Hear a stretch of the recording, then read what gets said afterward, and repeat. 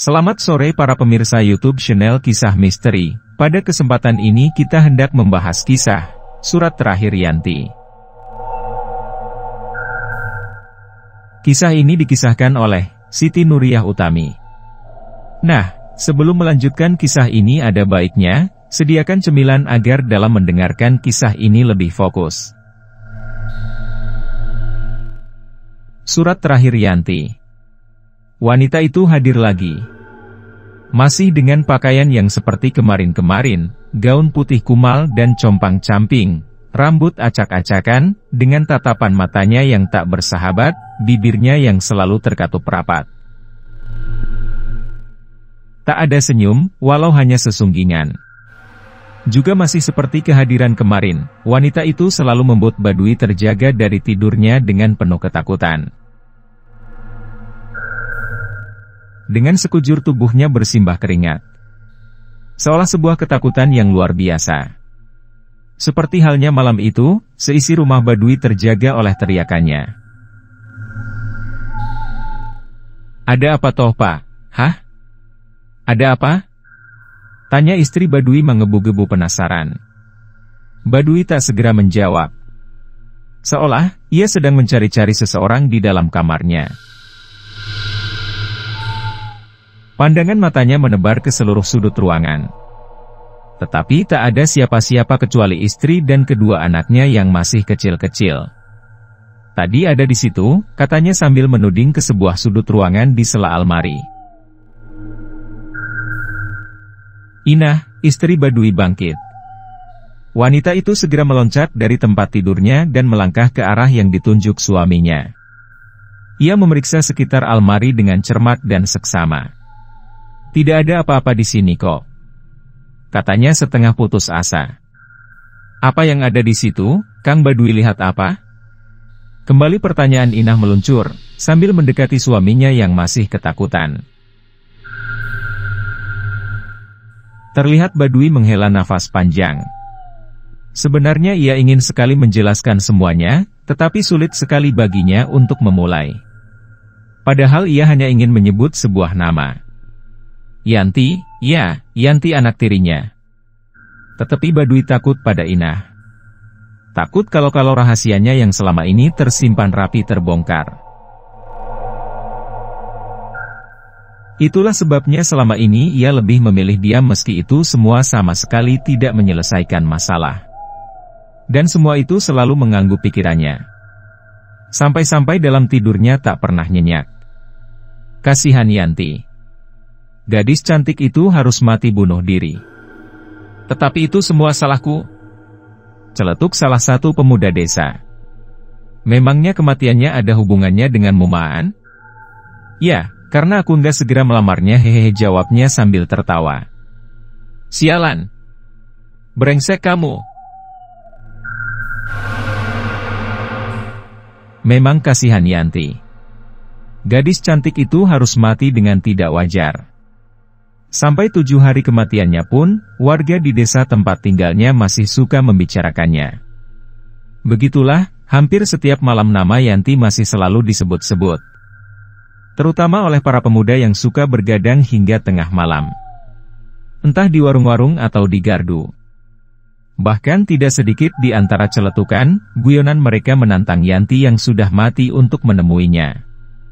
Ini bermula dari asa asuh yang berkembang, bahwa arwah Yanti penasaran.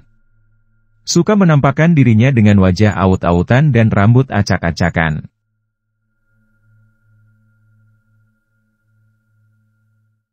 Salah seorang warga yang pernah ditemui hantu Yanti adalah Prait.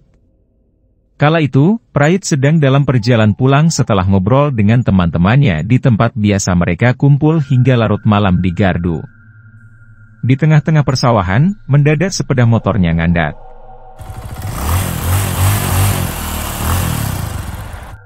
Ia mengira businya kotor atau mati. Tapi nyatanya tidak, sebab kondisinya masih sangat bagus ketika diperiksa. Percikan api businya nampak biru. Berarti bukan karena businya. Diperiksa karburatornya juga tidak ada masalah. Bensinnya juga masih penuh. Pendek kata, tak ada alasan untuk membuat motor itu tiba-tiba ngadat di tengah jalan.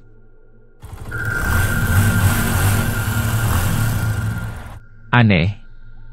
Terpaksa, setelah tak bisa diperbaiki, Pride menuntun motornya itu. Padahal rumahnya masih lumayan jauh. Pride menggumpat-umpat seorang diri, merutuki nasibnya yang sedang sial. Apalagi di sepanjang jalan malam saat melewati sawah itu keadaan benar-benar sepi. Tak ada orang lain kecuali dirinya. Benar-benar sial. Tiba-tiba saja ia ingin buang air kecil.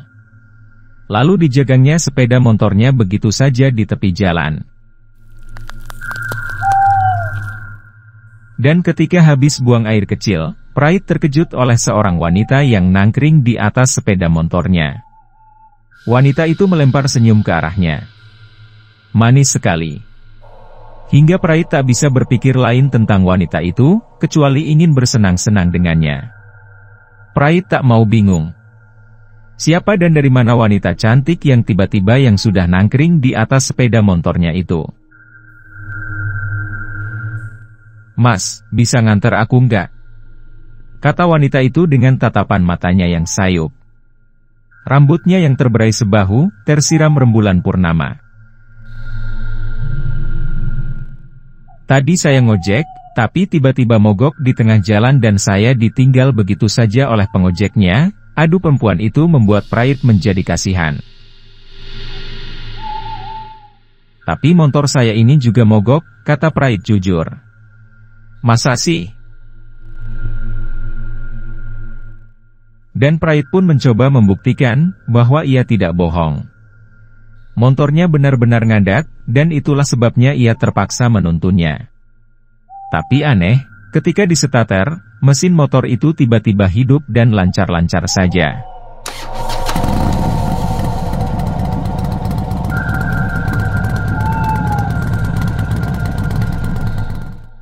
Aneh.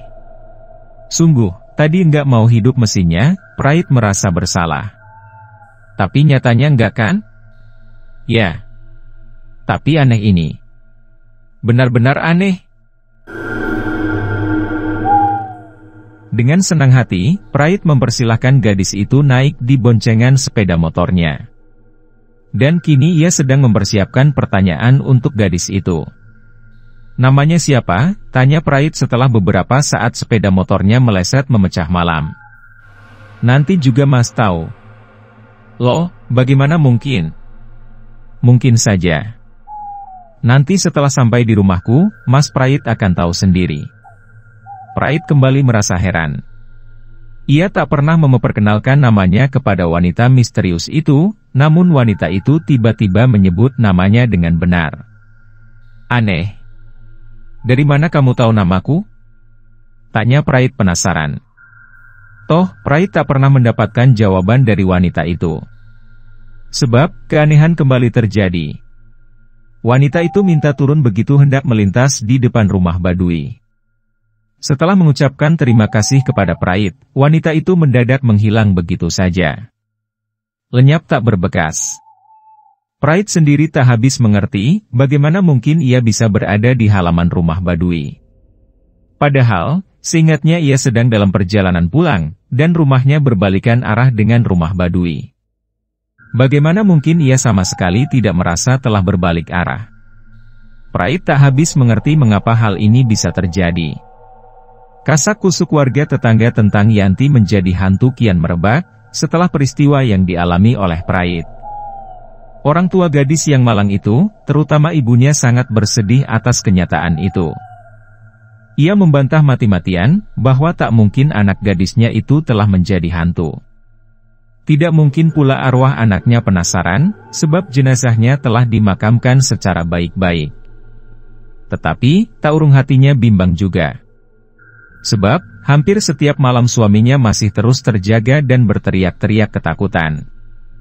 Mukanya ditutup dengan kedua telapak tangannya, seolah tak ingin melihat sesuatu yang ada di hadapannya.